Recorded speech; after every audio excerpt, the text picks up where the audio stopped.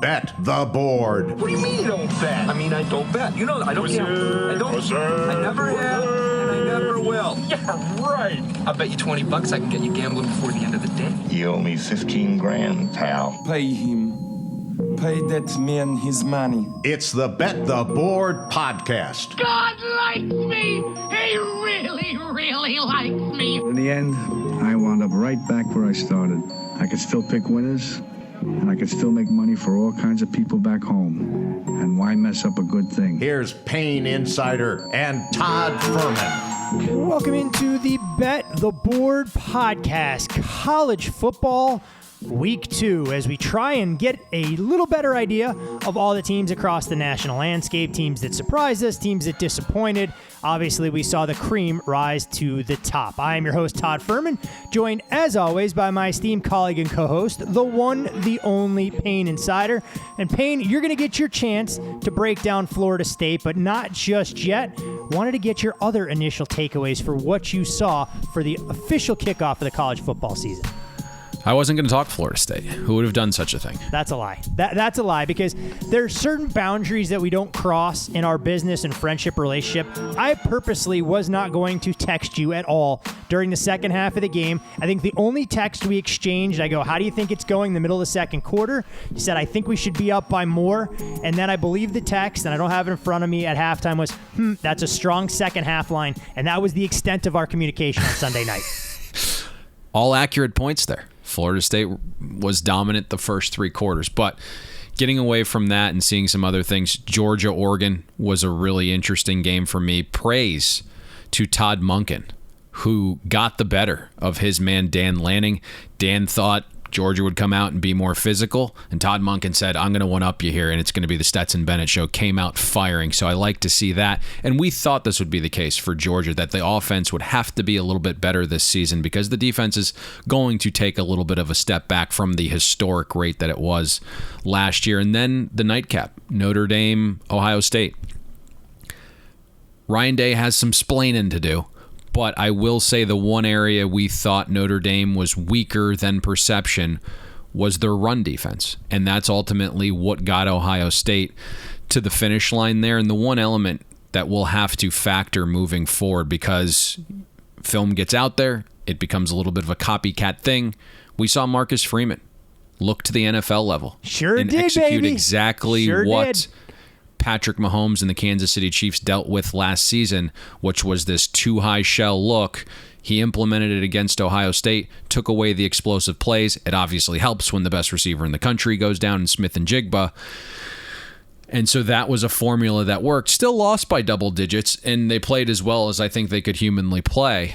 But certainly let's see what that looks like moving forward if better teams implement that against Ohio State that have a little bit more offensive firepower to go with that defensive formula. Yeah, I guess the one thing in that Ohio State-Notre Dame game, and I'm curious to get Brad's take, which we will in just a matter of minutes, was that Ohio State went with a split backfield. I thought that Travion Henderson was going to get the lion's share of the carries. The tallies end up with him getting 15 to the tune of just more than 90 yards. But Mayan Williams, no stranger to the explosive play himself, and Ryan Day maybe wanting to go with a backfield by committee more so than with a true lead back. Of course, Ohio State, a couple of tune-ups going forward, a massive number that they'll lay to Arkansas State this week, and an in-state game against Toledo, I believe, is who they'll take on week 3. So plenty of chances for the Buckeyes to figure out what ails them offensively.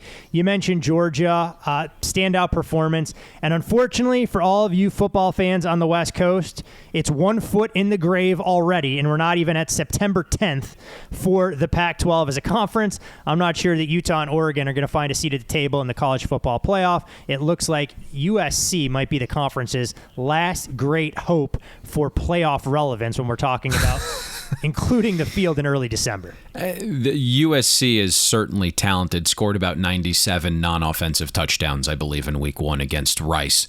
I'm not taking much from that. We're already seeing them get bet against here in week 2 with Stanford. Would they open a 12-point dog, now trending down towards a touchdown? The rest out west, Utah is interesting, right? Some of the things that we might have had question marks about explosiveness downfield from the receivers, didn't really see that in week 1. That was a question mark. What would the front 7 defensively look like replacing the linebackers? Florida was able to out-physical them in the trenches on that side of the ball. But I will say this. I came away not doing anything with my Utah power rating. Still strong as ever on Utah because there was just a handful of plays there. And don't get me wrong, Florida came out, fantastic game plan, certainly was the better team in the first half, probably should have been up more. But you look to the second half and some of those adjustments that Utah made, over 7.5 yards per play in the second half. They were able to run it right down Florida's throat. And then you look at a game where 2 turnovers in the second half inside the 6-yard line. You come away with 0 points on those trips. I think Cam Rising scored the play before the Tavion Thomas fumble. And then I'm not going to say it's an anomaly, but a gentleman that we outlined on the podcast that has trouble in coverage, and I believe allowed a 140 passer rating in coverage last year, came away with the game-winning pick. So there was some anomaly stuff there in the second half inside the goal line region for Utah. Let's put it this way, and I think it took us till about midway through the second quarter of the early batch of games that kicked off at noon Eastern to use the word that we talk about all the time in college football, even more so in the NFL. That's a short sample space, but it's all about variance. You don't want to overreact. You don't want to underreact. And depending on how your game's played out week one, we'll use what we saw.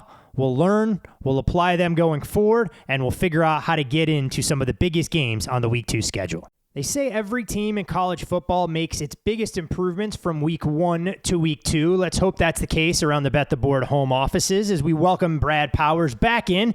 And Brad, given everything we saw transpire in college football this past weekend with marquee players across the landscape, scraping mentions of their proud programs from their social media, we were glad that that wasn't the case for Bet the Board after episode 1. To be honest, I am just happy you guys didn't scrape me off the Bet the Board podcast Twitter space because I'm talking about Boise State upsetting Oregon State, and the wise man Todd Fuhrman's first question to me in last week's podcast was, are you really sure you're that confident in Boise State with Hank Bachmeier? And in a matter of 5 plays in the first half, he throws 2 interceptions, he fumbles the football, I'm down 20 points, and away we go to start the season. So I just appreciate you guys welcoming me back for week 2. Hey, the good thing is at least Boise State will have Hawaii to look down at in the Mountain West standings, regardless of how things go out west all season long. And trust me, our best bet on Thursday night with the team total on West Virginia didn't fare much better. So we hold no grudges around these parts as we trudge forward to week 2. But Brad, before we jump into some of the marquee games, I did want to get your takeaways on some of the bigger performances that we saw from week 1, maybe even starting with Notre Dame and how they acquitted themselves in a very difficult spot in Columbus, where we saw a ton of money come in on the favorite, driving that number up to 17 before we saw some resistance about the 36 hours leading up to kickoff.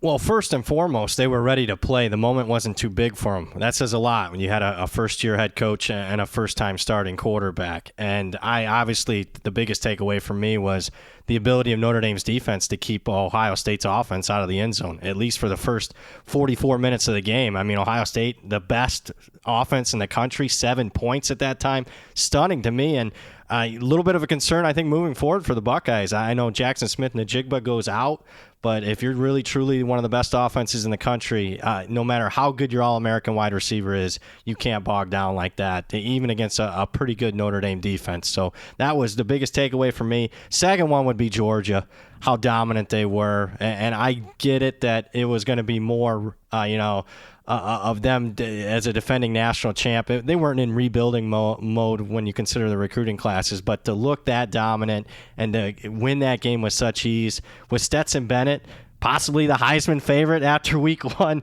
stunning to me.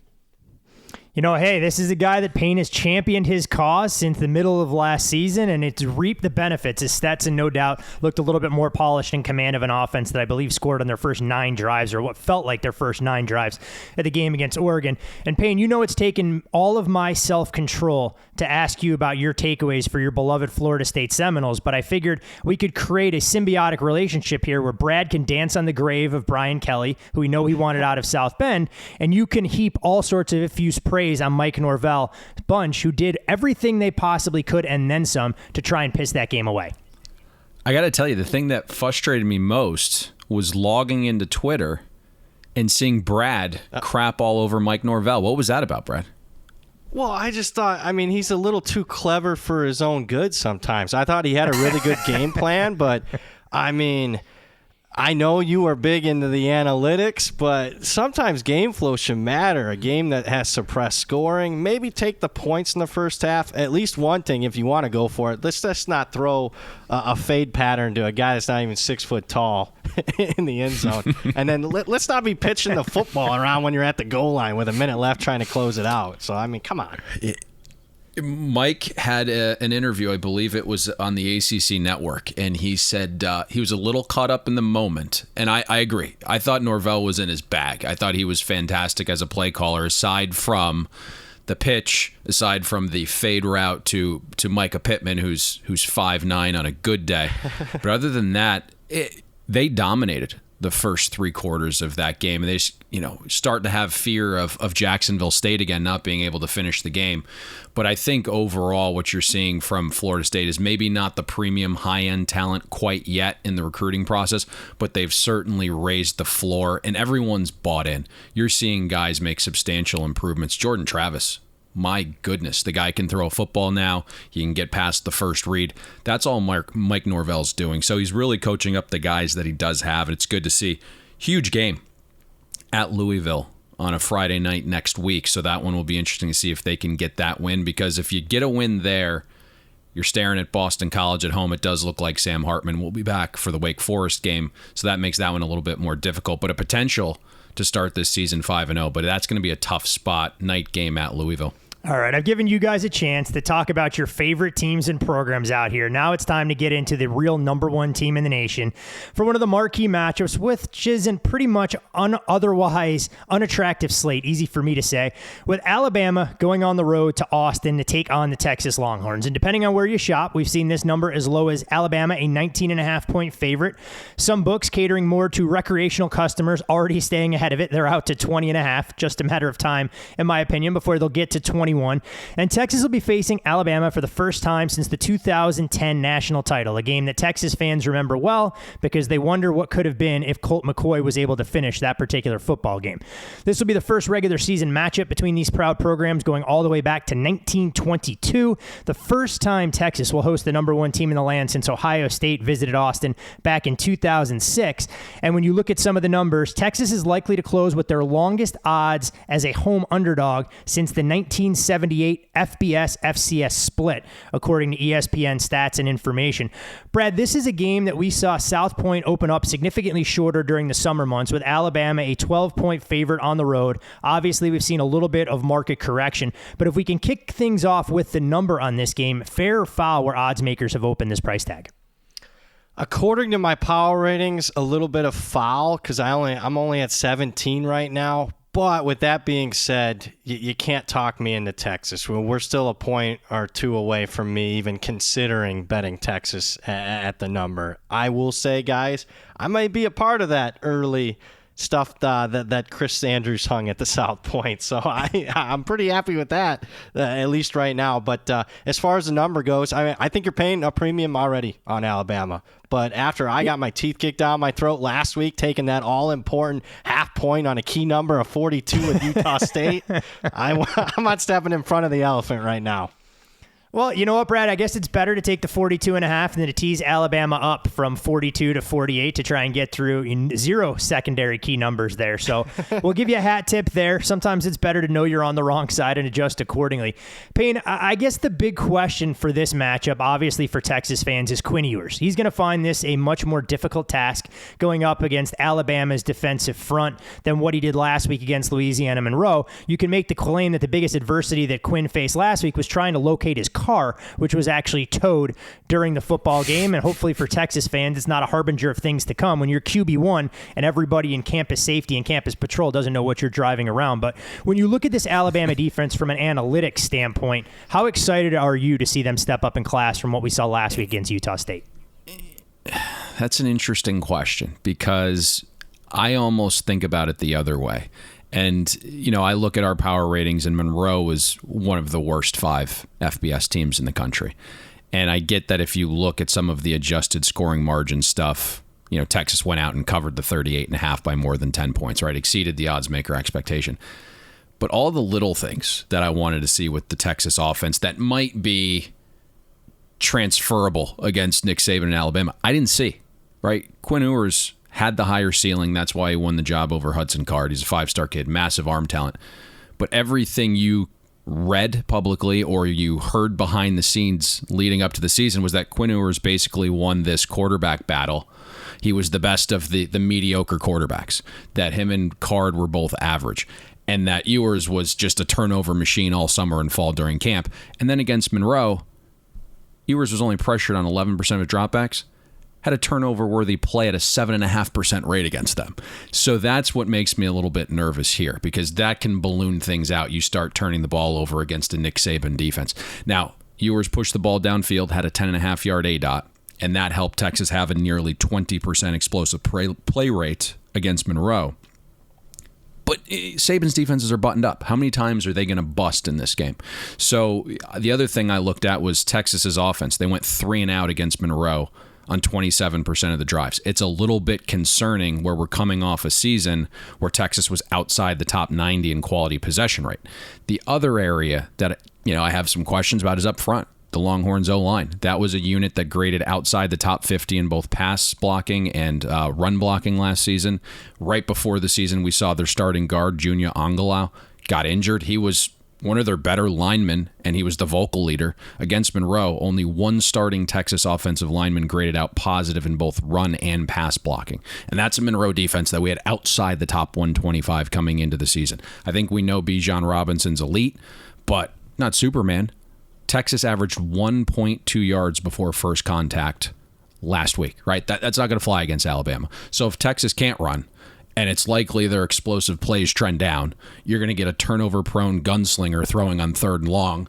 And I don't know if that's going to pan out well here. Texas actually had a 0% success rate last week against Monroe on 3rd and 7+. So I don't think that's going to fly in this situation. We obviously know Saban is going to be extremely buttoned up, fares pretty well against young quarterbacks. And Texas right now, as you look across the board, we talked about how much all the weapons they have, but what's going on with Ajayi Hall? We know Nair got hurt, so it's basically 2 elite weapons with Robinson and Worthy, and a quarterback that has some question marks in my mind. Yeah, I mean, this is a Texas team that no doubt will have their hands full. A lot of optimism, obviously, about the skill position players, some of the offensive linemen that you referenced, and what this team can be going forward. What I found rather interesting in digging into this game is all the comments of Steve Sarkisian downplaying the importance of this game. It's just one football game. If you talk to Nick, their focus is on winning a conference championship. It's not going to be a measuring stick for us. And I get it. Look, Texas has said that they're back every single season during the month of September over the last, what feels like 15 years since they were actually able to compete for a national title. So you can understand that with a young roster. And if there are concerns about how the Texas offense will fare, Brad, I think there are just as many about how this team will hold up defensively against an Alabama team that's still trying to figure out exactly what their identity is at the wide receiver position. But a little bit surprising for me that Bryce Young was their leading rusher in that 55-0 win against Utah State. You have to imagine this could be the coming out party for very talented Georgia Tech transfer Jahmyr Gibbs. Yeah, so starting with Alabama's offense, I too was very surprised. In a game against Utah State, normally you're not looking to run your quarterback, Bryce Young. A lot of it was just scrambles, wide open spaces that he just took advantage of. I will say Bryce Young looks about 10, 12 pounds heavier. He's definitely more sturdy, better frame this year. I think that's a positive. I'm not sure I want him running as much as what he did last week, but if it's there, it's there. You're right about Texas. I mean, this was a really bad defense a year ago. I will say, their defensive line, I like a lot of their guys, but, including Coburn in the middle, he weighs 336 pounds. But the last couple of years, Texas up front, they look like Tarzan coming off the bus and play like Jane. And, last week we didn't get a good look. Obviously get a good look this week against the Crimson Tide. Major question marks, especially back seven. They got a couple players, Overshone and Jamison, but outside of that, I don't see them holding up well. Alabama, we used some young wide receivers last week that looked promising. Tight end Latu, who didn't play last week, looks like he'll be playing this week. So, and then you mentioned it, the guy that I bet to win the Heisman, besides Bryce Young, on that Alabama offense, the Georgia Tech transfer, could have a coming out party on Saturday. Payne, what are some of your thoughts and takeaways for this Bama offense in terms of expectations? I know it's a game with a big number, and obviously we have a couple other marquee matchups. Just wanted to get you to kind of put a bow on some of your thoughts for Bryce Young, because you sent me an interesting text, and you thought, well, maybe a difference in terms of overall talent level between what we're seeing from him and C.J. Stroud, who struggled for extended stretches against Notre Dame in the season opener. Yeah, I think what's interesting here is Alabama-Texas. Namesake is the biggest game on the board. Obviously, the spread is a little discouraging, I think, to bettors in terms of gauging the importance of this. But when I look at this game, and it sounded like Brad has some hesitation about the Texas defense, and I have the same hesitation. I think when we did our Big 12 preview, we came to this conclusion that it would be, impossible for Texas not to improve defensively year over year because they were just horrific last year. A lot of those guys quit. And I think Pete Kwiatkowski's a good defensive mind. But even if there is improvement, what's the leap, right? To go from maybe 90th to 50th in schedule-adjusted defensive efficiency. So there's still a class disparity here, even if Texas does improve defensively. And I'm going to be, blunt here. If Texas plays the style of defense we saw last season, and then again week 1 against Monroe, and you execute at the similar levels, Alabama's not going to punt very often here. And why I'm saying that is like Texas plays a massive amount of zone coverage. There was speculation coming into the season that Pete was going to play a little bit more man because he thought his corners were the strength of the defense. And maybe it ends up unfolding this way by season's end. But if you look in week 1, when Monroe dropped back to pass 83% of the time, Texas was in zone coverage. You cannot play zone coverage against Bryce Young. We saw it last year. Georgia tried doing it in the first game. They got torched. If you look at the season-long metrics last year for Bryce Young, 17% better completion rate against zone coverage. When you couple zone with an inability to get pressure, it can get ugly for a defense. And even though there are some beasts from a namesake perspective in Texas's front seven, they were outside the top 100 in opponent-adjusted pressure rate last year. Barely a 10% front seven havoc rate created. Even when Texas tried manufacturing pressure by blitzing last year, didn't work. Texas was 9th in the Big 12 creating pressure when they sent heat. So if the Longhorns are going to sit back in zone and hope a front seven that hasn't been able to get pressure in years suddenly is able to do so with the same players, I think Texas probably fails before the game even starts. Well, we've now officially angered one of the more prominent fan bases in all of college football. Those folks that wear burnt orange who listen to that breakdown are going to go in with their heads hung between their legs and realize they could be down 3 touchdowns at the end of the first quarter. But from one SEC team playing a true road game to another, that this one wears orange, you're talking about the Tennessee Volunteers on the road in Pittsburgh to take on the Panthers. And you're looking at Tennessee right now, a 6.5-point road favorite, number pretty much painted across the board at this point. Not a lot of movement either on the total other than a rogue opener that was in the high 60s. We're looking at 65.5, 66 for this game.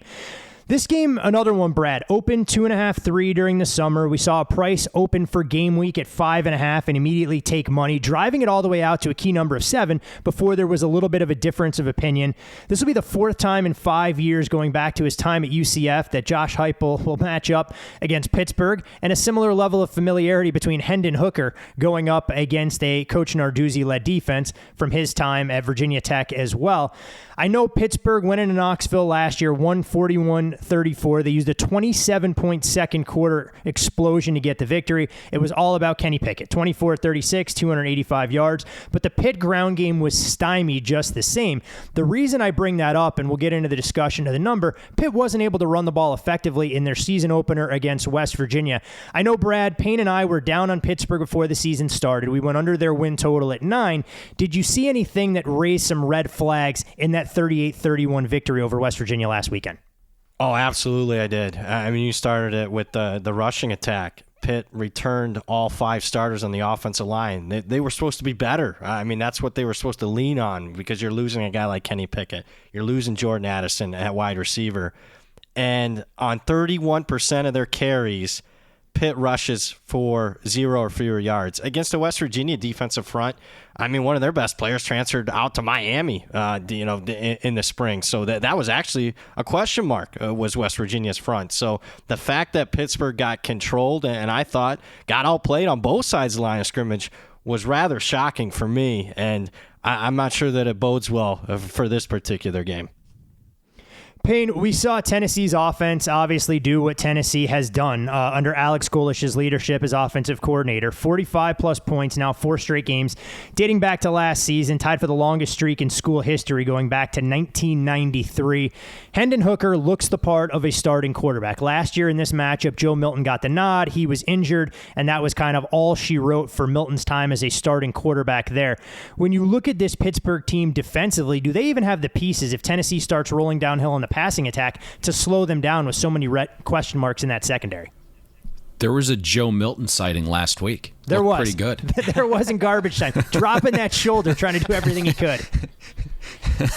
So I think Brad hinted at Pittsburgh's defensive front being a little bit poor last week, and he was spot on. I mean, 7.1 yards per carry when you remove sacks for West Virginia's offense. 40% of the Mountaineers' runs gained at least 5 yards. If Pitt's front seven plays that way again this week, it's going to be ugly, because as great as Hendon Hooker is throwing it, he's a dual threat, and you have Jabari Small in the backfield with him. Tennessee's offense last year, 5th in rushing success rate, 22nd in EPA per rush last season. So I think they're just a dual-headed monster that's very multiple on offense. Now, through the air for Tennessee, I think we all had the right question there in the offseason, is like, who's going to complement Cedric Tillman? But Jalen Hylett surged in fall camp, looked great week 1, and then Brew McCoy was finally granted eligibility. So that's a nice little 3-headed monster Hendon Hooker has to throw to. And I think that's where the matchup is interesting, because Pittsburgh was the only Power 5 defense last season to finish top 10 in pressure rate, but somehow allow a positive EPA per play when getting pressure. And I kind of saw that unfold against West Virginia last Thursday, where for as much zone as they like to play, when Randy Bates sends pressure, he kind of leaves the corners exposed on islands one-on-one, and West Virginia just kept pushing the ball downfield in those one-on-one matchups. And then when they saw pressure, they just threw quick wide receiver screens, and the receivers were fantastic getting some yak. I looked at this. Randy Bates blitzed on 47% of defensive snaps against West Virginia. You cannot do that against Hendon Hooker. The Vols return 4 starters along the O-line, 7 with starting experience. And if you look at Hooker's numbers last year when he was blitzed, absolutely electric. 78% adjusted accuracy. He was willing to attack the attacker. 10-yard ADOT when he was blitzed. 140 passer rating. 16 touchdown passes to just 1 turnover-worthy play on 126 blitz dropbacks. Hooker just carved defenses that sent heat.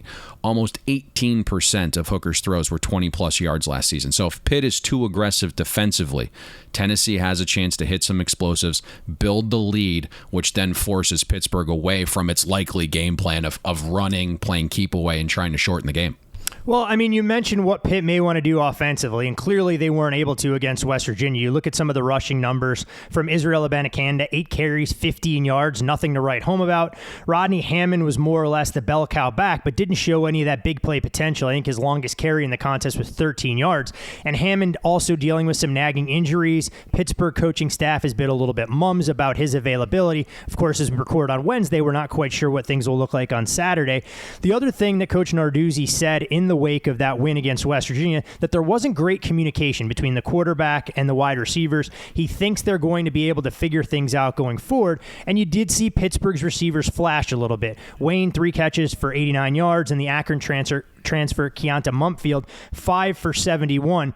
Brad, I think when you look at Keaton Slovis, I may be a little bit higher on his ability coming from SC and what he could have brought to that Pitt offense. There's no doubt it didn't fire on all cylinders last week, but when you're looking at the way Pitt may go about trying to attack Tennessee's defense, have you upgraded the overall profile given some of the recruits and what Tennessee has done on the defensive side compared to where they would have been at this time last year?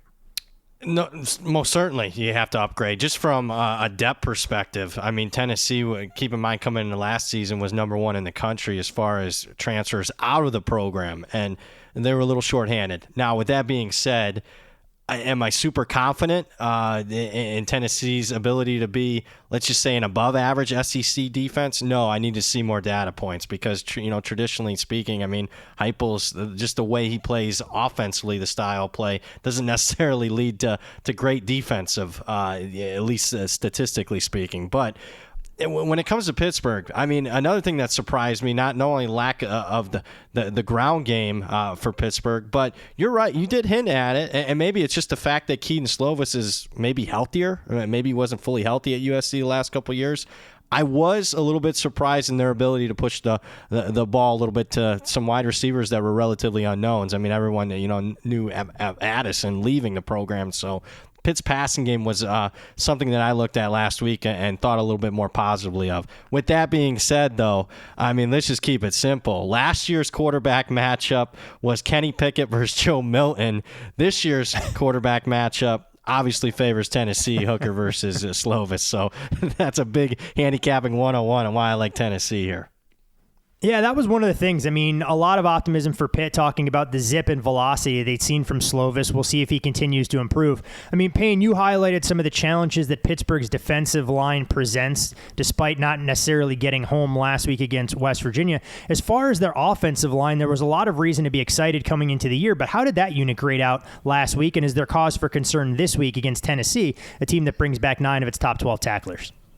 What's interesting here is I actually thought Keaton Slovis looked good when you factor in it being game one in a brand new system with new weapons and an OC that we had question marks about and clearly didn't put Slovis in good positions until he was forced too late. Now, Slovis held on to the ball for an eternity, which is kind of the knack on him, nearly 3.5 seconds per drop back, and he took 5 sacks because of it. But aside from that, once Cignetti opened up the offense and operated from the shotgun, Slovis moved the ball. The problem was exactly what we discussed, and I'm not sure it's just the offensive line underperforming. But we know Pittsburgh wanted to be more ground and pound, and sure as shit they were. 60% first down run rate, even on 3rd and long, ran at 13% of the time. It's very difficult to be efficient run blockers when everyone just loads the box against you and you have to basically block 1.5 people every single time you attempt to run the ball. And that's exactly what we saw, 0.5 yards before first contact for Pittsburgh's running backs. Only 12 passes were thrown all first half. You mentioned Rodney Hammond. He was Pittsburgh's lead back. He was seen in a walking boot after the game, and some Pittsburgh insiders believe he could be out for this one. Let's see what happens. It's just too predictable of an offense. And suddenly, your strength becomes a weakness and your players are forced to be around more bodies and take larger beatings, and that's potentially how you get your running back hurt. I do think the way Slovis played, though, he proved himself. And that this offense should be a little bit more open. If you look, 18 of Pittsburgh's final 20 snaps were out of shotgun. Over 9 yards per play on those 20 snaps. So it's like, let's wake up, Mr. Cignetti. Let's wake up a little bit here. This side just feels like it has a ton of variance because Pittsburgh, as I mentioned, is going to want to slow the game down. Keep this thing to a halt, right? Keep it away from Tennessee's offense. Tennessee, on the other hand, right, averaged 3.1 plays per minute last season. No other team was above 3. And, Tennessee's defense got bullied at times last year, outside the top 75 in both adjusted line yards and opportunity rate. However, if Tennessee can build the lead through its offense and force Pittsburgh out of its shell, maybe you can turn Slovis over if he holds on to it for another 3.5 seconds.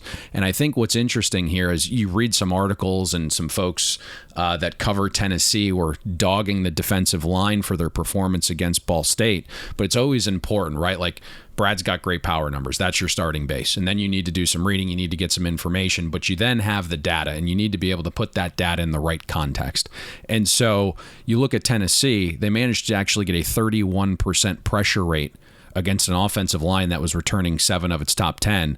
And the quarterback, John Paddock, if you kind of watched the game and then looked at the data, treated the ball like a hot potato. 1.9 second release time when operating from a clean pocket. So we had, the sack numbers weren't there, but the pressure numbers were relatively good when you think about a quarterback releasing it in less than 2 seconds. And that was something we heard all offseason from Tim Banks, that in year 2, he wanted to send more pressure because he felt the secondary was a little bit better equipped with the 4-2-5. So he blitzed Ball State on 44% of dropbacks if Tennessee builds the lead.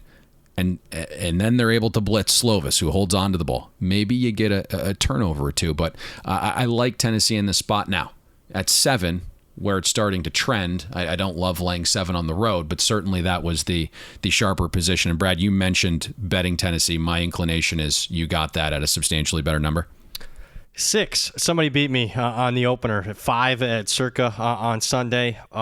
You're right. 7. I'm not willing to lay that. And let me say this. My power rating is 5. And you're probably going to ask, well, why are you betting Tennessee if your power rating doesn't say so? That's the starting off point of a handicap is your power rating. Then matchup comes involved. I think the matchups favor Tennessee. Situation, too, and this is a little handicapping 101 for me. In week 2 specifically, I like taking teams like Tennessee because they played a tomato can in the opener. My gut instinct is they were doing a lot of prep work for this game against Pittsburgh. I'm not sure you could say the same for Pittsburgh, and with regard to they had a very competitive opener against West Virginia. How much time were they, spending on Tennessee during fall camp? So I think it's a little edge there for the Volunteers. Yeah, you have to imagine that Pittsburgh emptied the reserves a little bit more, having the extra 2 days with the season opener coming on a Thursday to go back to Saturday. But don't look now, Pittsburgh, major revenge spot on deck against Western Michigan next week to try and get back at the Broncos, who could have derailed their season very early in the campaign. But this is definitely a measuring stick for both the ACC and SEC alike. We'll see if Tennessee is able to exact their measure of revenge for a game that got away at Neyland last year. Want to remind all of you, our loyal listeners, if you're not already doing so, to follow all of us on Twitter. You can follow Brad there at BradPower7. You can follow Payne at Payne Insider. I'm Todd Fuhrman. You can follow me there. Most importantly, follow the podcast at Bet the Board Pod. And while the focus may be college, I want to encourage all of you to go to the Bet the Board Twitter feed. There's a pinned tweet there about all the contest details for our NFL football contest, which will crank up in earnest. You have until Sunday to register for that game. And this is a contest, guys, that I don't think necessarily warrants a full-blown deep dive. It was a borderline dumpster fire for one of these teams last week in their season opener. I know Payne cringes every time we have to break down anything related to the Iowa Hawkeyes football program, and rightfully so, given that ghastly offensive performance. Iowa welcomes in-state rival Iowa State for the annual Cy-Hawk Showdown. You're looking at Iowa, a 3.5-point favorite. This number is pretty much right where it opened, at least for game week. Total in this game sits at 40.5.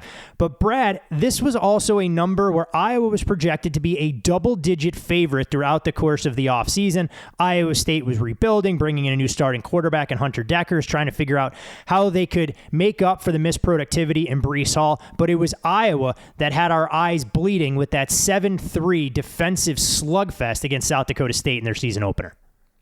I agree with that. I think there has been a little bit too much negativity around Iowa. Obviously, a lot of it is deserved, but I made the number 4.5 here. So I think Iowa is more the sharper side, at least according to my numbers. I will say this, because I think people overreact, generally speaking, to performances against FCS teams, especially negative performances against FCS teams. And I'm here to tell you, I know it was really bad offensively for Iowa last week, to say the least. But South Dakota State, if I were to stack rank them, I mean, I do power rate the FCS teams. They're power rated ahead of like 50 FBS teams. So that was more like, Iowa playing like a Utah State, Central Michigan type team than it was, a really poor FCS team. I mean, South Dakota State is a team that's second only to North Dakota State at the FCS level, at least the last couple of years. So maybe a little bit of overreaction there. With that being said, I think the word for Iowa's offense, guys, nepotism. And not at its finest, at its worst. I just can't believe that Brian Ferentz continues to hold a job other than the fact that his dad's the head coach. Yeah, I mean, you look at what Ferentz has done. He is still stuck in the Stone Ages in terms of his play calling. And it's always funny for a team that's got such a proud fan base, journalists and everything else that are writing about them week in, week out. And the folks that want to try and support Brian Ferentz for a vanilla game plan against South Dakota State. Others that want to rip his head off, and rightfully so, when Spencer Petras goes out there and generates a 1.1 QBR. That's slightly higher than Bluto Blutarski's GPA in the movie Animal House. You try and figure out where Spencer Petras is. Yes, he's 14-6 his last 20 games as a starter, but his last 7 games, he's completed just 51% of his passes and thrown 1 touchdown against 8 interceptions. Payne, we've thrown Iowa in the dumpster time and time again. We get absolutely raked over the coals by a lot of my friends that are proud Iowa alums and their prominent fan base that loves to listen to this podcast, but I don't even know how to wrap my head around some of the futility and ineptitude we've seen from this group offensively. offensively. The problem for Iowa State, guess what? Iowa has had their number on the other side of the ball as well. Well, first of all, you're a good friend, because if you didn't know these humans, we wouldn't be talking about this game. This is for them. Plus, it's obviously a Cy-Hawk tradition game, right? So that's the only reason we're breaking this down. Well, part of the reason, though, selfishly, is I like to shit on Iowa when I get the chance when their offense struggles, and I'm sorry if I offend listeners, but the reality of it is there will be a time and a place to back Iowa. It may be this week, but yes, offensively, I need to see more. Go ahead. You're not going to be allowed in Dubuque anymore after this. I went there for a wedding this summer. I'm not sure I need to go back. So I am in line with Brad, and I don't know if you saw this in my contract or not, but I refuse to talk about Iowa football at length until Kirk fires his son. Brian Ferentz is as useless as tits on a boar, and the least surprising thing ever is that he's responsible for an offensive effort that produced 2.1 yards per play and a 19% success rate. And Brad is right. That was one of the elite FCS programs. But 2.1 yards per play, that is nuts. And the kicker here is, in the offseason, Dad decided to heap more responsibility on son and made Brian the quarterback's coach. And in the first freaking game that Brian's not just the OC, but the quarterback coach, Spencer Petras has the worst game grade of his college career. 30% adjusted completion rate, 13% success rate on dropbacks against zone, where you should be able to read the open space and hit the open guy. Here's what I'll say, and I think it mirrors what you both did. A couple weeks ago, if you wanted to place a bet on Iowa, this week's price would be a massive bargain comparatively. There's only been 2 data points since then. I think Iowa's embarrassed. Fans booed them in their own building. Players and coaches have talked about it all week. I have not bet this, but the guys that I speak with that have laid 3 with Iowa, and that is why we were out to 3.5. I don't know where this ultimately trends. I'm starting to see some 4s in the market. It is very uncomfortable laying more than a field goal with a team like Iowa and an offense like Iowa and a mindset like Iowa, where you could be up 3. And shit, they could have a 4th and 3 from the opponent 37. And they may try and punt the ball. That would be discouraging, okay? But so that's the difficulty here in laying it with Iowa. But to this point, that is everything that I'm hearing informationally. Well, it's funny that you mentioned punting, and I think we've done enough to try and break this game down. Iowa still could be without the services of a couple of their top wide receivers. It doesn't appear that Keegan Johnson and Nico Reganey will be available for this matchup. Arlen Bruce was actually the only wideout in old gold and black to catch a ball last weekend. Well, the Hawkeyes are going to have to be a little bit more diverse offensively. But what I found fascinating in reading about this game, there's no doubt last week against South Dakota State, Iowa's MVP was their punter, Torrey Taylor. 479 yards punting on 10 attempts, and it led the Des Moines Register gentlemen to go so far as saying Iowa State has to find a way to shut down Iowa's punter. I think that's all we need to know about this particular football game. It'll be played with field position, and we'll see exactly what Hunter Deckers and a rebuilding Iowa State team can do if Matt Campbell can get that Iowa monkey off his back, knowing that they've lost every matchup in this series going all the way back to 2014. All right. Brad owns miles of farmland. You couldn't send him outside with a football for an hour and have him punt 500 yards worth of room. That is just bizarre to me. Nearly 500 punt yards last game for the Iowa punter, Todd. Yeah, I mean, you had to pin South Dakota State inside their 5-yard line multiple times. It gave the Jackrabbits awful field position to start, I think, inside their own 20. And what's even more incredible, when you look at Iowa, you broke down the yard per play number, Spencer Petras' game grade. Iowa's average drive started better than their own 41-yard line. They still only accumulated 166 yards, and the defense accounts for 4 points, special teams 3 points. The offense, gentlemen, can't possibly be worse. But the last thing on this game, Brad, I wasn't sure if you had any nuggets or things that we should look for on the Iowa State side. I don't really, because they're still, in my opinion, a major question mark. One of the least experienced teams in the country. They played an FCS team. They basically met expectation against Southeast Missouri State. I couldn't even find a lot of game film on that one. I think there's still a major question mark. So, and I'll tell you one more thing on the Iowa side that's a major question mark that I didn't fully anticipate. I know they lost their outstanding center, but that Iowa offensive line didn't get any push. And I know their skill positions have been left a lot to be desired, but you could still count on a pretty solid play from the Iowa offensive line. You didn't get it last week. That to me is even a bigger red flag than the quarterback. Yep. Yeah, I think that's a great point in an area that'll definitely bear watching this weekend, because losing Tyler Lindenbaum was huge. He called out a lot of the pressures and everything else that Iowa wanted to try and do for their offensive scheme, and that was one of the takeaways. They said, hey, look, we have to go back, we have to break down film, figure out what we need to do better in the trenches and carry some of that momentum forward. We'll see if it's able to start on Saturday. From Iowa State in the Midwest, where points could be at a premium, to an SEC East showdown, which is going to go a long way, in my opinion, in determining who may be in that second tier this season. Of course, that takes us to Gainesville, where Florida is a 5.5-point favorite, welcoming in Kentucky. Total in the game 53. Kentucky, a ho-hum victory last weekend against Miami of Ohio. Florida had to fight tooth and nail, coming up with a late goal line stand to upset Utah as short home underdogs.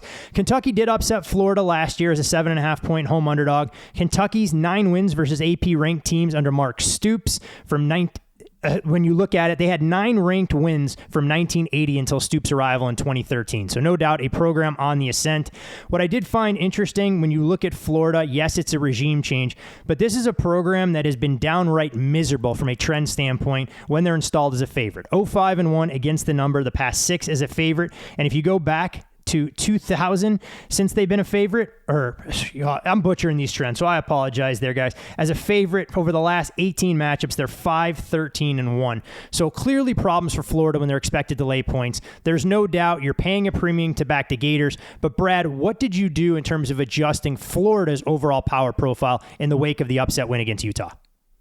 You know what? I upgrade, and not necessarily, from what I saw, performance-wise. It was just, I think, a confidence booster for a first-year head coach and a roster that had some question marks. So just the ability to, go out there, beat a top 10 team, even though the box score and at least game flow to me says, Florida probably didn't deserve a 1-point full upgrade. I just think, they got whatever they were doing during fall camp, you got an immediate data point of positivity. So, I mean, especially with a first-year coach, you can ride a lot of momentum there. So upgrade Florida. I will say, though, I'm wondering what the narrative would be around the Gators if you change like 1 out of any 5 plays in the red zone, for not only Utah, but I mean, Florida even early in the game converted a 4th down in the red zone. I mean, every single money play where it was basically you either, 0 points or you get points, Florida won on all those. So that has me a little bit cautious with the upgrading Florida too much after a win over a top 10 team. And going back just before I lost my mind, the trend is Florida's 5-13-1 against the spread when being installed as a favorite, going back to 2020, just a 28% success rate. So obviously when they have a target on their back, it hasn't exactly been ideal. Now, of course, those games all came with Dan Mullen at the helm.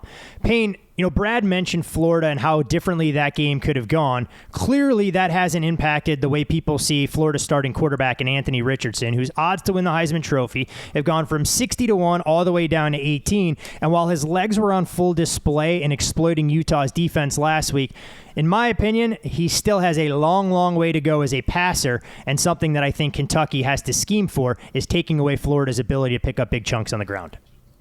I think you boys set me up perfectly, and none of us compare notes prior to recording, but when you look at Anthony Richardson, the guy's a robot, right? They just don't make humans 6'4", 240 that can run 4.4 and throw it 70 yards on a line. And the pump fake while spinning midair and finding a receiver open in the end zone is some video game stuff. But I left the Utah game with my eyes telling me, like, slow down the Heisman hype stuff. And my exact thoughts were like, my goodness, Billy Napier put on a damn clinic, because that was one of the best manufactured, scheme-driven offensive performances that I saw in either week 0 or week 1. Play calling was ridiculously good. One play would set up the next. And you dive into Anthony Richardson's performance as a passer, he threw the ball 0 times to the left side of the field. Napier never asked him to throw to his blind side. Every single pass was middle or to the right. He attempted 23 passes. Only 11 were completed beyond the line of scrimmage. Only 1 pass was thrown all game, 20-plus yards. Of the 23 attempts for Anthony Richardson, in terms of ball placement, 10 of them were deemed inaccurate. It was a very much paint-by-numbers offense. 42% of the passes came with some kind of play fake, whether it was play action or RPO. And yes, these are all the things smart coaches do to get the most out of their quarterback. And certainly Anthony Richardson's going to continue to grow. And at the college level, even if you have a semi-competent passer that can use the legs, then you're going to have a good quarterback. So I'm not suggesting he's not a good quarterback at the college level.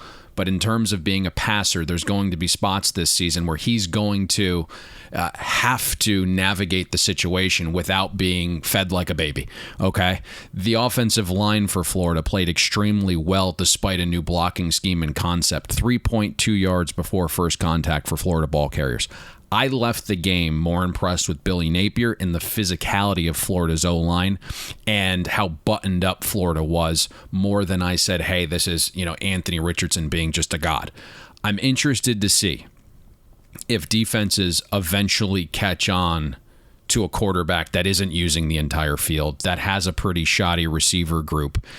And now that there's film, and maybe it's this week, feels like there's going to be a situation where just defenses are catching up to what's going on here. And I don't know if Kentucky is the right defense. Mark Stoops obviously believes this is his best defensive line that he's had at Kentucky. We'll see. Like some of the big name guys they thought they had that were going to be good just haven't produced yet. I mean, Octavius Oxendine just hasn't lived up to the hype.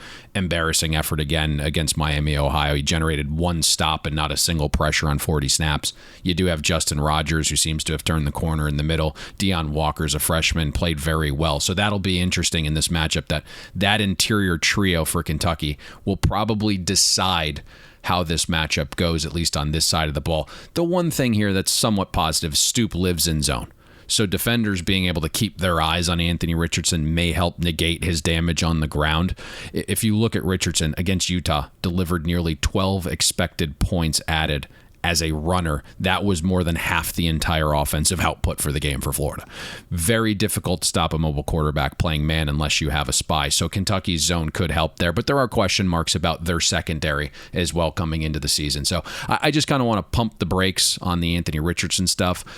But I do think, as Brad alluded to, stock arrow up just based upon seeing how buttoned up Billy Napier was offensively, the design, the scheme. And maybe they can keep it up and out-scheme every single defensive opponent. They do have 319 people on staff. Hey, I do want to double back to you, Payne, on one point you mentioned, and you brought up the term film. I think it's always interesting when you look at teams that have a more daunting schedule early in the year that have to go a little bit deeper into their bag of tricks than teams who play cream puffs. And I'm not going to put Miami of Ohio in the cream puff category, but Will Levis didn't run a ton for Kentucky offensively. We'll get to that side of the ball in a second. How much of a disservice do you think it does for Florida that they had to go a little bit deeper into their play sheet to try and pull out the victory against Utah, and that can give Kentucky an advantage defensively to try and scheme for a lot of the reasons that you outlined? Yeah, I think that's exactly what I was hinting at there, is that you had to pull out all the stops last week. And now it's on Billy Napier and the offensive staff to come up with something a little bit different. Eventually, people are going to catch on to Anthony Richardson only using one side of the field. We saw it last year at the NFL level with Jalen Hurts. If you actually looked at his data, guy would not throw to the middle of the field.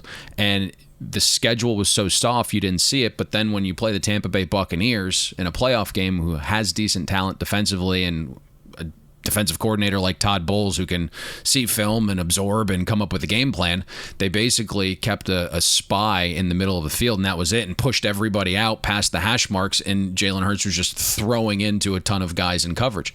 Eventually that's going to happen here unless Anthony Richardson improves as a passer. In just terms of like pure accuracy, it was 58% this game, which is about 3.5% higher than his mark last season. Hey, reasons for optimism for Florida fans who didn't have a lot in the wake of the way last season got off the rails. We'll see if they're able to continue that momentum. But clearly, Florida's defense will have to be better, and this is potentially a step up in class going up against a quarterback in Will Levis projected by many to come off the board maybe as early as the top 10 picks. Levis started the season against Miami, Ohio, 21 of 32 for a shade more than 300 yards, a 3-to-1 touchdown interception ratio. But what was interesting were some of the comments from offensive coordinator Rick Scangarello in the wake of that win, admitted to making a conscious decision not to use the quarterback run game against Miami. Obviously, we'll see if that's a wrinkle that they look to unveil in their conference opener against Florida. But the other thing that Scangarello went on to say is that they want to be a physical run the football team. But Brad, we watched Kentucky last week. Cavassier Smoke showed no burst, no explosion. By all intents, when we're handicapping this game, there's no reason to believe that Chris Rodriguez will be back. Do you think Kentucky can find success offensively against a Florida defense that's going to take a little while to start to gel? Yeah, I have my doubts, and it starts with Rodriguez. I mean, the word was a multiple game suspension. He's not even on the early week depth chart, so looking like he's not going to play this week for Kentucky. And concerned because last week Kentucky 50 rushing yards against a MAC team that actually a MAC team in Miami, Ohio that lost a lot of their top playmakers on that defensive front seven. So big time concerns there. You mentioned that, Levis getting 300 passing yards, obviously a positive because, I mean, you lost your top deep threat weapon, Wan'Dale Robinson. So I actually liked what I saw from some of the young wide receivers, but they're going to need quarterback run game this week. And they need it because, I mean, that's where Florida's weakness is a little bit, at least depth on the defensive line. Utah kind of started leaning on them. If you watch that second half of the game where Utah was starting to get some chunk yardage in the run game. But, without a Christopher Rodriguez, I'm not sure that Kentucky can fully capitalize. Two quick things that I do want to mention, market-wise. Market was very anti-Kentucky last week. I mean, that moved almost a full touchdown, that spread last week. And all those people lost, but watching that game, it really came down to 2 minutes of game time. The final minute of the first half, Kentucky goes down, gets a field goal to go up 13-10. It was 10-10 late second quarter. Then to start the second half, Kentucky gets a kick return touchdown on the opening second half, and then they get a near fumble return touchdown immediately after that. Boom, bang, 2 minutes of game time, and it's 10-10 to 27-10. So, I mean, the other 58 minutes didn't wow me that much on the Kentucky side of thing, and I still have some question marks on whether they can have success in the ground game against a Florida defense. Yeah, it's always good to highlight those points because so many box scores in college football can be rather misleading. All it takes is a play here, a play there, and a game that was within one score gets blown out of proportion, and I think Kentucky was the poster child for that. A little bit different than what we saw on Monday night where Clemson and Georgia Tech played a tight game, and Clemson was able to expand the lead late in the contest. But, Payne, for Kentucky to be successful running the football, it obviously has to start up front, and this was an offensive line that was already shuffled for the season opener. They were bringing in 5 starters to begin learning a brand new offensive scheme. And after week 1, that's one of the first things that Coach Stoops says, we're going to mix up the depth chart a little bit and shuffle guys around. That can't be a great sign for Kentucky to block if they're going to create a truly balanced attack offensively. Listen, Kentucky was a sell for me coming into the season, and Brad alluded to them getting hit against in their opener. There were question marks at receiver, although the young kids did look good in the opener against Miami of Ohio. But the offensive line, to your point, was guaranteed to regress. And then you have the Will Levis factor, who's guy's supremely talented, but still has a long way to go. He's still mistake prone. We did see that again, where I don't want to say he's only got a fastball, but he has some problems at times kind of feathering the ball in there or layering it to the second level at times. Everything's kind of a rocket coming out of his arm. And we saw this last season, right? 8% interceptable pass rate. Game 1 this season, 8% turnover-worthy play rate from a clean pocket. When things weren't perfect last year, he wasn't very good. And then when things were perfect around him, 44th in passer rating from a clean pocket among qualifying quarterbacks. When he was pressured, 71st in adjusted accuracy, 93rd in passer rating. And then for having this monster arm, Levis was 62nd in deep ball adjusted accuracy. So he even has question marks in my mind around him, even though he's uber talented, and when he goes and works out in shorts at the combine, he's probably going to end up being a top 15 pick. But you guys are hitting this perfectly. And when I think about Kentucky over the last few years in terms of their offense, it was like this mauling, offensive line. And then you go back to what we said during our Florida breakdown last week and how vulnerable they would be defensively up the middle. And in the second half, Utah averaged 7.5 yards per play. 49% of Utah's runs for the entire game went for 5 or more yards. So you immediately think Kentucky's going to be able to run right at Florida and have success. But the concern is the same for you guys. It's like Kentucky lost 4 linemen from that elite group last season that finished top 10 in line yards and opportunity rate and stuff rate allowed. The left tackle, Kenneth Horsey, battled a camp injury, played limited snaps against Miami, Ohio. He's going to get the start this week against Florida. There's no way he's 100%. Kentucky was hoping the 38th best player from the 2021 class, the freshman Keonta Goodwin, would be a plug-and-play tackle or could kick inside as a guard as a freshman. He's not ready yet. And then against Miami of Ohio, a defense that we're projecting outside the top 90, and Brad alluded to losing a bunch of guys on that defensive side, Kentucky running backs 1.1 yards before first contact. The Wildcats offensive line stunk last week, and it's not just Chris Rodriguez gone, right? Ramon Jefferson and McClain both got injured and are out. So Kentucky's down 3 of its top 4 backs. So that concerns me here. It's a really tough game for me. If the line was 3, laying Florida makes some sense. If it was 7, taking Kentucky feels right. 5 is probably the right number here, but I just don't envision the line stopping here with it being the evening ESPN game in the Swamp. I just envision one-way bet traffic on this one. I am hoping it doesn't get to 7 because I don't really like Kentucky. They are a sell for me, but I may be forced. My hope is that it doesn't get there. You can have my plus 7 ticket. Go ahead, Brad. I bet it plus 7 on the opener. Okay. And you did it like squinting and we're like, should I put like just a little bit less on this one? I have issues with Kentucky and I went back and spent my Tuesday watching that game like Brad did. And I saw the same exact thing. It was like, this offense is not really moving the ball. And they returned to kickoff to open the half and then returned to fumble down to like the 13. And that was basically the game. It wasn't like Kentucky was just humming. They had 4 nice drives.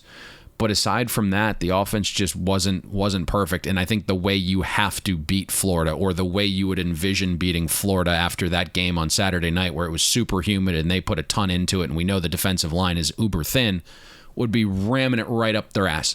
And I just don't know if the offensive line and running backs are good enough this season. If this was last year's Kentucky's offensive line and running backs, sign me up for Kentucky. I just don't know if they have the horses there this year. To your point, gentlemen, if you guys are undecided in terms of where this market's going to close, so are sportsbooks. You can lay 5 at some shops if you shop around. If you want to back the favorite, you can take 6.5 with the underdog. We'll see if it ends up landing in any key numbers or floats around in kind of that secondary dead zone in that 4.5 to 5.5 range leading up to the bright lights at Ben Griffin Stadium on Saturday night. We do have one more big game breakdown to get to, and it's one of the only ones that pits ranked team against ranked team this weekend. But before we get there, Brad, this is your time to shine. It's non-Powers 5 territory, and I'm not quite sure where you're going to go here, but my gut tells me it may be a football game that no self-respecting college football fan should want to invest 3 hours actually watching. Well, I was legitimately going to go Texas State FIU, but the number kept creeping up and up and up. I am a part of it. I didn't want to, succumb to listeners week 2 to have me break down Texas State FIU. Texas State, though, I think is the right side there. Since there's a lot of non-conference matchups, it's tough to just focus in on a group of 5 versus group of 5 matchup. Second week in a row, it's a Power 5 against a group of 5. And for me, it's a very intriguing game. It's Houston against Texas Tech. And it hits 3 key factors for me on why I think there's value on the Texas Tech side. Number 1, you go back to last week's game for Houston. You looked at their post-game expectancy win rate, 4%. 4% against UTSA. What does that mean? It means Houston was very lucky to win the football game. Number 2 for me, I think what we're seeing in the market, overreaction to quarterback being out. Tyler Shuck, isn't going to play for Texas Tech. I'm here to tell you, he's not worth much to the line, if anything, to the line. We saw it last week in overreaction. On game day, Noah Vedral for Rutgers is out. The line moves 1.5 points against Rutgers. It didn't mean anything, folks. Are you watching college football? There was a chance he wasn't going to be the starter this year. So I think there's an overreaction there. And then finally for me, it's like I mentioned in the Pittsburgh-Tennessee handicap. We have a situation here where Texas Tech played a tomato can last week. I'm guessing that they were spending a lot of fall camp prepping for Houston. Meanwhile, Houston had to worry about UTSA all fall camp. So because of those 3 reasons, Texas Tech for me. Do want to ask you a quick follow-up, Brad, not necessarily on the quarterback drop-off there that you highlighted about Tyler Shuck getting shelved for at least the next 2 weeks by early reports. What's your takeaway or expectations for Joey McGuire coming into the season? Is this a Texas Tech team, in your opinion, that can flirt with bowl eligibility if things go well, or is it going to be a slightly slower rebuild in West Texas?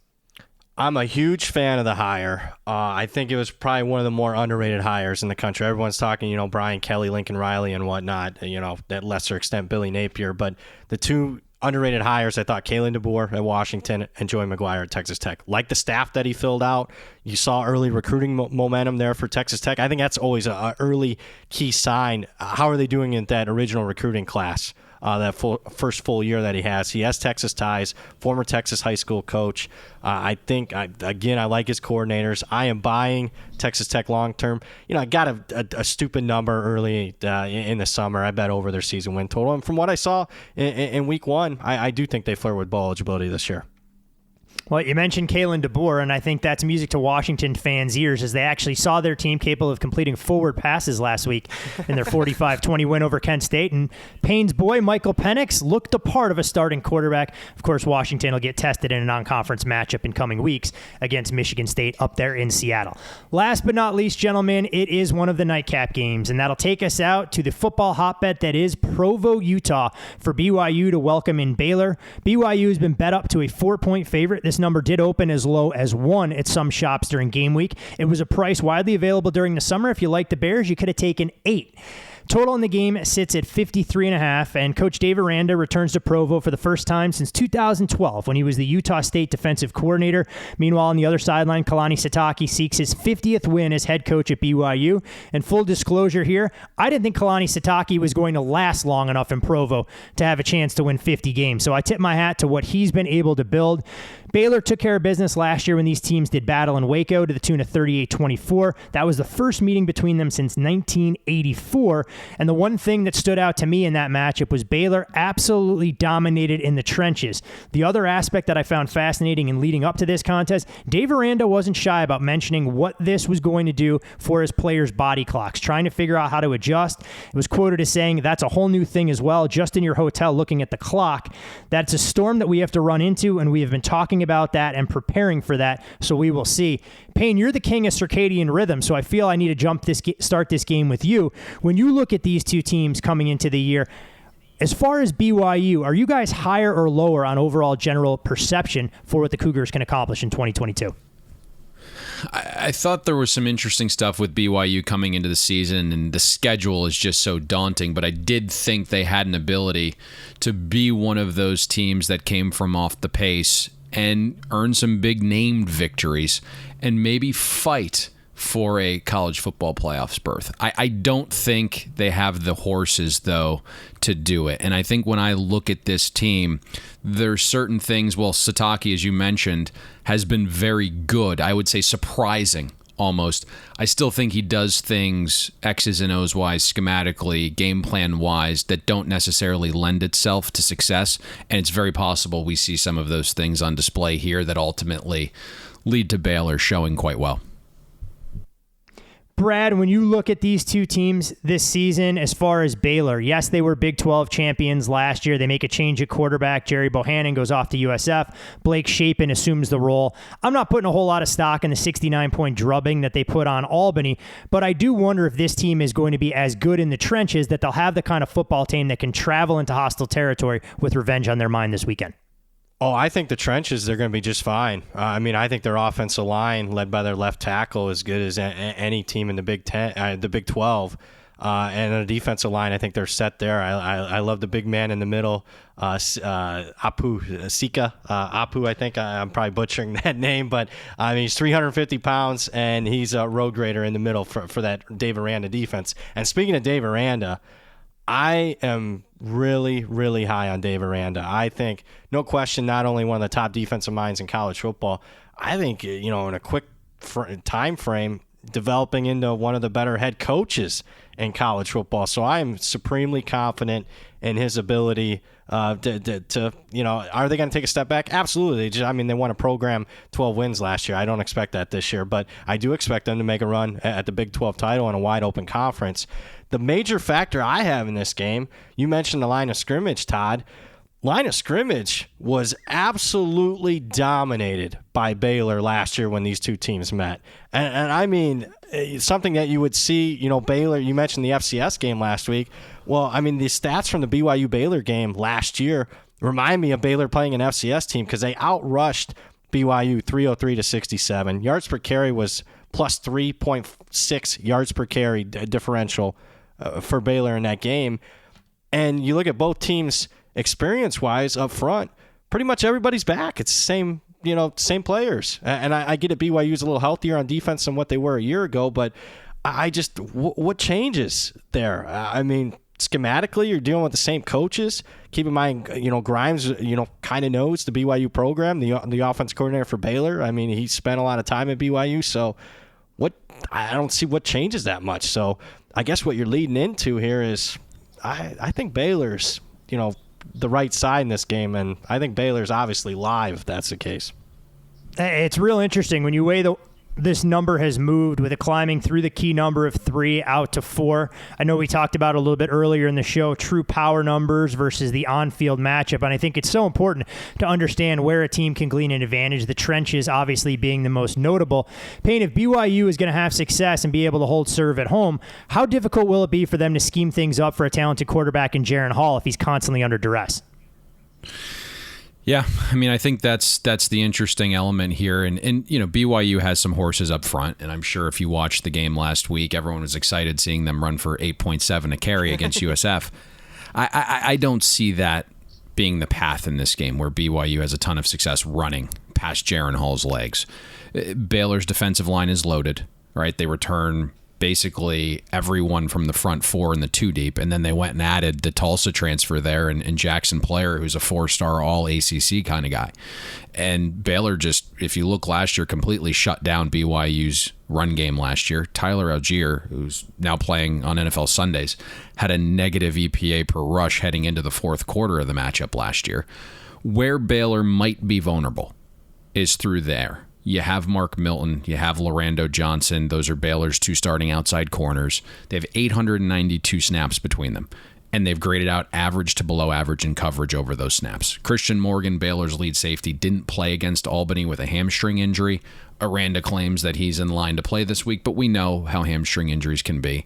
And to me, that's the game within the game, right? A Baylor secondary with question marks against Jaron Hall, kind of trying to take that next step as a passer and potentially do it with 2 lead receivers at less than 100%. Gunner and Puka are the dynamic duo here. Both averaged more than 3 yards per route run last season. In this very game, they combined for 16 total EPA in the matchup last year. Now, Gunnar Romney got injured in camp. Didn't play against USF last week, didn't even travel. Sataki said that Gunnar was close to playing last week, but they were thinking about career longevity. Let's see if he goes here. Puka left the game against USF with an ankle injury early. Sataki said the x-rays came back good and Puka could have kept going if the game were close. I know Jaron Hall had a career-high completions of 25, and he found 12 different receivers against USF. But in a game like this, if Gunnar and Puka have to play and they're not close to 100%, that's a pretty big factor here, because I do think that's probably the lone advantage BYU does have in this matchup. Going to be fascinating to see 2 teams that obviously have aspirations, one of being a dark horse for the college football playoff in the form of BYU with a schedule that sets up nicely if they're able to run the table.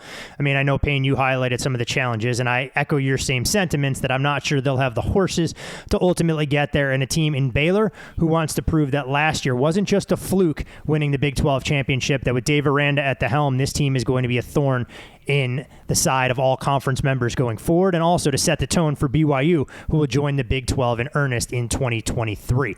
Want to remind all of you, our loyal listeners, you can follow Brad on Twitter at BradPower7. You can follow Payne there as well at Payne Insider. I'm Todd Fuhrman. Of course, follow me there too. And most importantly, follow the podcast at Bet the Board Pod. Gentlemen, 4 deep dives, 1 quick hitter, 1 off the radar type matchup from Brad, but want to give you, Brad, last word on all this. Was there anything else that you're looking forward to watching this weekend? Certain teams that have caught your eye, either from a fan perspective or a wagering side of things?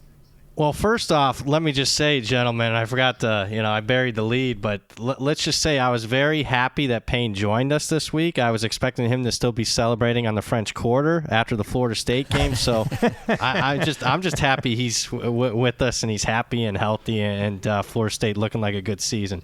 I'll say this, generally speaking, about the card and Payne and Todd, and we were talking this before we flipped on the record button, but it's not very enticing as far as the value aspect. I found myself betting less than what I expected for a Week 2 slate. There's not a lot of sexy matchups, but I do think there's probably 10 or 12 games where we're going to get really good data points on what these teams are going to be moving forward. So I guess that's all I'm looking forward to. Hey, it's a great point, and I think sometimes discretion, as we'll talk about, can be the better part of valor for bettors that are out there. You can use games as learning experiences before we figure out who these teams are. We know teams make market improvement from Week 1 to Week 2. We're never sure exactly what teams have shown their full playbook when they're playing inferior opponents, and that's what we'll use September for the most part, to try and figure out who these teams are going forward, where we can get a lot more opportunity to bet on or against them in conference play. Thanks as always, Brad, for your contributions. Best of luck with your bevy of games that you'll no doubt have on your betting ledger this weekend, and we'll look forward to talking about some more attractive matchups with you next week when the college football scheduling gods deal us hopefully a slightly more favorable hand. I'm not going to lie, Payne, I'm a little bit disappointed that you and Brad together couldn't go holding hands, singing Kumbaya, dancing down the lane for the demise of Brian Kelly, Game 1 at LSU. Hell, in the press conference on Monday, he even had student reporters sniping back at him. That's how contentious it's getting in Baton Rouge already. I don't dislike Brian Kelly. I actually probably think he's better than Brad believes, and I know you come up short in a couple key games against superior competition over the years, and certainly Brad's going to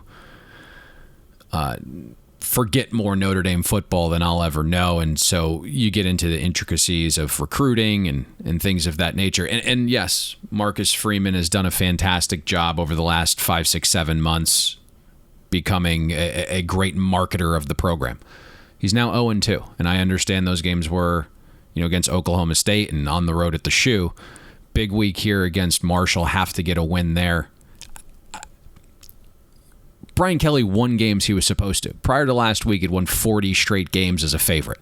So I understand that you fall short against the Alabamas, fall short against the Clemsons. Like, those were the elite teams those years. So I don't know. I don't think Brian Kelly's like a great dude, and it'll be interesting to see how that personality meshes in the South with some of those players. We're already seeing some dissension there with players that returned, like a Keyshawn Boutte, along with a couple other players. So it'll be interesting to see how that plays out, but undoubtedly he's going to get some better talent than he thought he could get at Notre Dame. Yeah, the academic standards, and again, this isn't a dig at either university, a little bit less rigorous in terms of the kind of athlete that you can bring in at LSU to win national championships there versus what Marcus Freeman is forced to recruit at Notre Dame. So no doubt will be interesting storylines to follow. Unfortunately, we broke down some of the biggest matchups. There were 4 games that made the cut for us. We begrudgingly did a quick hit on Iowa State. But there still is one final order of business to transact before we officially wrap things up for Week 2 on the college football gridiron. Mr. Payne, where have you identified an investment opportunity for all of our loyal listeners? I like how you use the I word there, or the me word there. It's collaborative. It's collaborative. Yes. We've gone through it back and forth. And hold on. So boy have we, if you can peel back the curtain. Yeah, if people had a chance to eavesdrop on the conversation, we probably went on about 9 tangents. It was a 6.5-hour collaboration, and from a 1 to 10, 10 being the most confident, I don't think it's a 10 in terms of where we sit.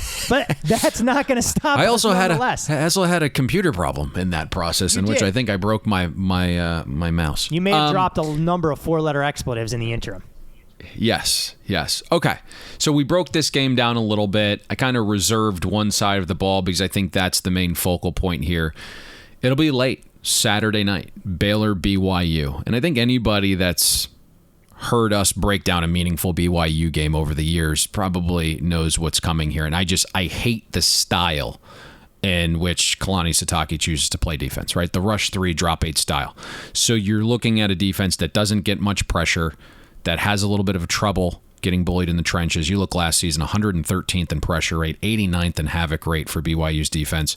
You go back to week 1 against USF, only pressured Bohannon on 13% of dropbacks, and it turned into 1 sack. BYU just does not create much up front. You've seen them get bullied a little bit, finished outside the top 85 in adjusted line yards, opportunity rate, and stuff rate last season. Baylor wants to out-physical you up front, and they return 119 career starts along the offensive line. It's virtually the same group that paved the way in this matchup last year where Smith and Ebner totaled 16 EPA on just runs, okay? You go back to week 1, and I know they overperformed expectation, but USF gained 4 yards before first contact on run plays. The other element here is interesting. It's that you have Jeff Grimes. He's going to be a head coach soon. I think of him that highly as an offensive mind. He also knows Satake's defense well. He's gone against it in practice for 3 years as BYU's OC. And even though these two teams played a season ago, BYU didn't actually play against Blake Shapen, who is Baylor's quarterback now. So yes, there's familiarity with Grimes, but BYU doesn't have that same familiarity with Blake Shapen. So unless Satake throws a curveball or makes some changes defensively, specifically for this matchup, I think Baylor's able to move the ball here. And so I think, rotation number 403, Baylor plus the 4 makes a lot of sense. Hey, go Bears. What do they say down there? Sick 'em, I think. I don't even know what some of these school slogans are. I'll butcher them. I'll bastardize them. And I love when fans love to jump into our feeds to correct me accordingly. So the Baylor Bears going to have to wait all day to the nightcap. 10:15 on the East Coast, 9:15 in the Central Time Zone, 7:15 out west to back what we feel is an extremely live underdog in one of the marquee games of the day. Remember, you can follow Payne on Twitter, at Payne Insider. I'm Todd Fuhrman. You can follow me there, Brad Powers as well, at Brad Powers7. And most importantly, the podcast, at Bet the Board Pod. My friend, any final words of wisdom, life advice that you'd like to impart before we get to run it back 24 hours from now and break down your beloved NFL Week 1? NFL Week 1 tomorrow. Can't wait. All right. On that note, I want to wish all of you, our loyal listeners, the best of luck for all of your Week 2 investments and endeavors. And with a Baylor Bears ticket plus 4 in hand, come late Saturday night, early Sunday morning on the East Coast, we'll see you at the window. Thanks for listening to Bet the Board. You can catch Todd and Payne every Monday, Wednesday, and Thursday during football season, breaking down the biggest NFL and college football games. And to make sure you don't miss any free best bets, subscribe to Bet the Board on iTunes, Google Play, Spotify, or wherever you listen to podcasts.